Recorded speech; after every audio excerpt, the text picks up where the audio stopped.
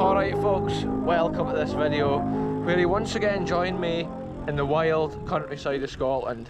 And today I'm out on the mountain bike and we're away to explore, hopefully I'm away to find a cool bit of history which I've been told about in the local area near Stracathro. And yeah, apparently there's an old hidden chapel somewhere in the countryside, so I'm literally out on the mountain bike. Perfect conditions folks. I'm on a half day from work and I thought what better way to spend the afternoon than to go exploring an ancient historical wonder. So here we are right now, cruising through the countryside, past this pig farm. I can literally smell the pig's dung right now folks. You can hear the farming industry going on over here. Oh, there's somebody pumping out the pig slurry into a tanker. They're probably way to spread it onto the fields. Looks like he's got a John Deere there. Cool bit of cat. Wow, these sheds are massive. Yeah, I'm just heading down this road folks. I like cycling on the kind of quieter roads because there's less traffic. I don't like it when cars and stuff's like fleeing up behind. Yeah, it's cool. It's a nice relaxing summer's day bike ride folks with a bit of history hopefully at the end of it. So yeah, I'll update you once I get there.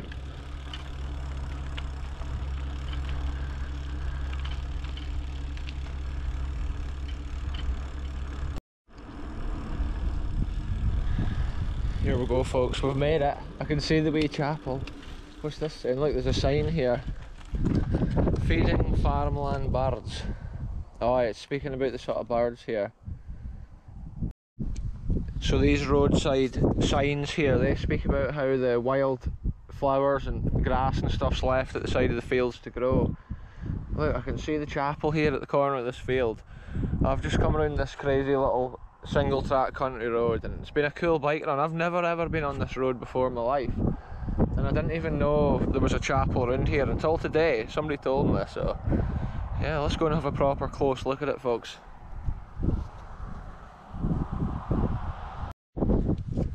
So check this out folks, this is cool.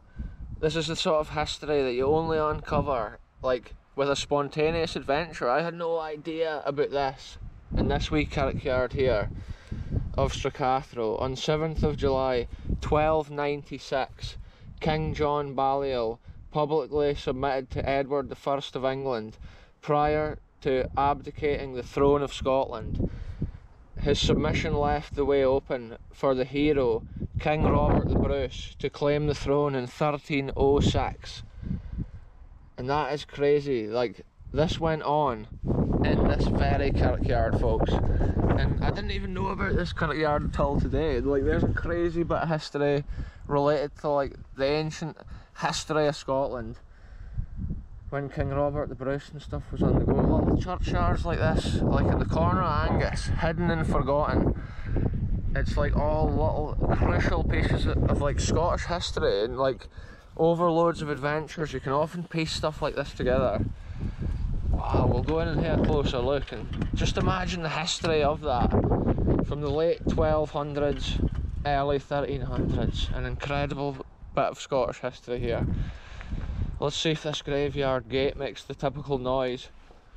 Seems to be in good condition. I'm taking the bike in folks, it's probably not going to get stolen out here, but you never know. So we're making our way in. It's crazy mountain bike adventure this time folks. Normally we've got the wee Honda out on these adventures, but it's something different today. Wow, let's see the history. Another cool piece of history here in the graveyard. There's another war memorial, and we do like to check the war memorials out. It's the history of the people from the local areas that lost their lives in the war, and it's cool just to see the names and pay our respects to them, because literally we explore so many World War II locations. It's all part of the same fight for the defence of the country. The parish of Stracathro, who fell in the Great War.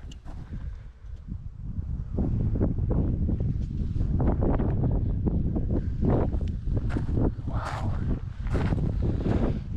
The large cross stone here folks. Look, there's more names here.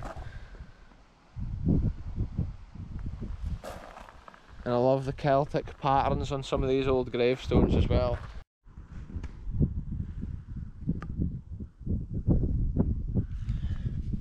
crazy scenes once again here, folks. And it's crazy to think this churchyard's been here since back in those days with like the history of Scotland. It's like wild and ancient. There's such a variation. It's cool in the videos just to take like a wide mixture of places. It's often just like crazy what we find on these adventures. This is quite an ancient graveyard by the looks of it. The wind is blowing through though on this adventure, folks. I might have just had my hand over the mic there. I do apologise for that if that's the case. Sometimes I try and cover the mic from the wind and then it can ruin the audio. Yeah, look at the structure here. I'm not sure if this is the original kirk that was on the site here from those days of Robert the Bruce. It's probably, this looks more like an 1800s construction or thereabouts, but I can see it's got incredible stained glass windows. And also the little bell up in the tower, so cool to see that. I'm using this holly bush as protection from the wind here. I can see there's loads of these little drone flies, like hover flies on this bush. They almost look like wasps. Look at the carving here on this stone. The detail with the individual little carvings. So impressive. There's two side by side here. This here, folks, is some crazy history. Look at this old stone here with the skull and crossbones. The egg timer here on the side. Well, the time symbol that is, folks. Check this out, the carvings. It looks like it says EB, and at that side AMC. Or MAC. The ancient carving, the massive stone, look up on the old stone pillars. It's impressive to see, and it's cool to document ancient Scottish history like this. I didn't even know all this was just on our doorstep in Angus. It's cool just to keep on uncovering more bits of ancient Scottish history and just sharing a little corner of Scotland with the world. And some of these old stones, it's like often in the winter the top layer of stone can like fall off with the frost. It's hard to see years. I like looking for the oldest years on the gravestones. Look at this. I'm sure it says June 1777 right there. And it looks like he died aged 63, that could be. Wow. Once again, folks, crazy scenes. I nearly dropped the camera there. Yeah, I'll take a walk around and I'll update you when I see the next cool stone. It looks like there's quite a lot of broken stones in this cemetery, which is really unfortunate. Look at the detail of this one. Look at the book with the pages. And then, look, the pages folded over. And then look at this carving down here. That would be a cool logo even nowadays, a thing like that. It's such a shame to see a stone like that broken in half. History broken and destroyed almost.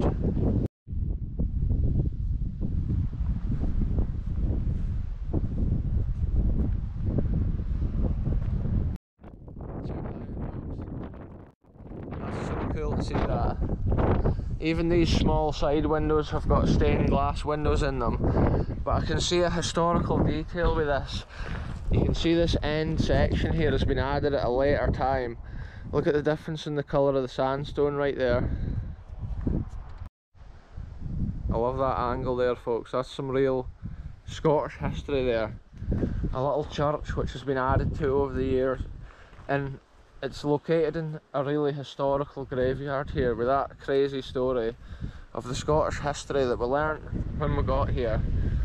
And you can see the different sandstone pieces here, the different colours. The original building in the middle here with the extra pieces added on, like at each side of it. It's impressive to see this. Look, there's an old cart wheel centre or something here. Look at that, folks. That's an old, I'm sure it's an old wheel centre from like a horse and cart. Obviously it's been cut off, it would have come right out, and there would have been another metal band round the outside of it originally. Just think about that, that's been flying about on the roads at one time. That's like a BBS of its era. And look at the different sections of wood right in there.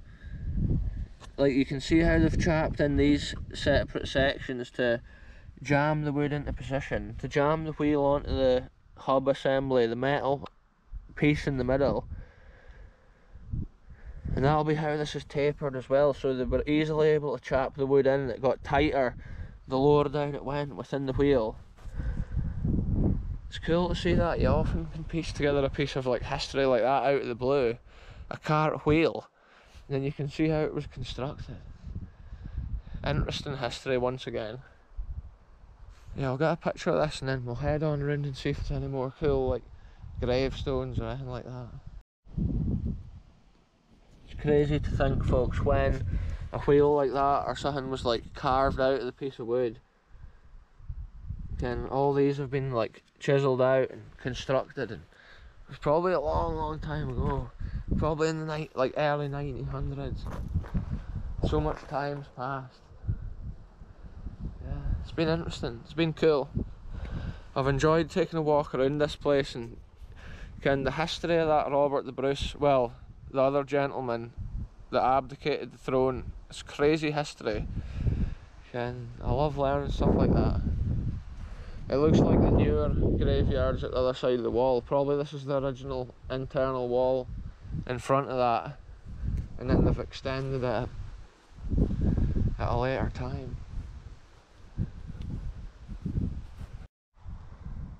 So look at that, folks, for a cool bit of cast fencing. I love often the detail and the designs they went to on each piece. And it is impressive. And all that would have been poured at a foundry or whatever. Yeah, interesting art. It's almost an artistic flair just to make the gravesite a bit more interesting. It's cool to see it. Everyone's got their own individual kind of detail, little story of history. And I've just noticed another couple of crazy old gravestones here. Some of them are covered by the moss, but I believe that can kind of protect them. Look, that stone there is almost cracked and fallen off. Kind of gust of wind and this is going to fall. So let's just see if we can like even tell what the detail is. Some of these stones are so ancient, it's just, they're on their last legs, folks, and we're lucky that we've been able to come and see them. Look, it's got a metal bit sticking out of it. Not unless that could be an actual Victorian repair there of this. The piece of metal could be onto the back of that and then they've slipped it through. But then saying that, the metal piece is not in line. I always ask the question of history, folks, but yeah, back in the Victorian era they used to often go around repairing ancient sites. Even Pictish stones and stuff, they used to drill holes through and put like a metal strap in with like lead. They would pour lead in just to hold it in position. Look at this, this is like some ancient stone as well with the cross bones there and whatever else this is. It's hard to even tell. And often when you watch it back on the footage, it's easier, the camera can pick up the difference in like light. But I can see details all the way around. It's been impressively carved originally. Sadly, the wild Scottish weather can often just destroy things like this. Like, look at that, the stone's actually almost fully disconnected there. And so this could be some of the last like footage even of that. And look, there's little pickaxes on there, folks. Look at the detail. So this guy might have been like a mason or whatever. It's like a square, an engineer's square, an axe, and then two pickaxes down here. Similar to what we saw at the ancient Dun Chapel in the forest last week. It appears sometimes when they died they had their occupation on there, I believe. This guy must have been like an architect or a mason. Wow, cool history once again.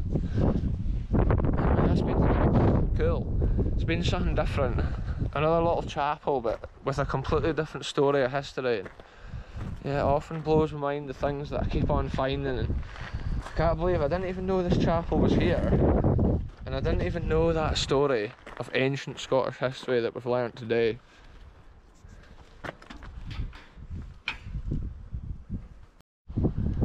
Yeah, and that is the story there, folks.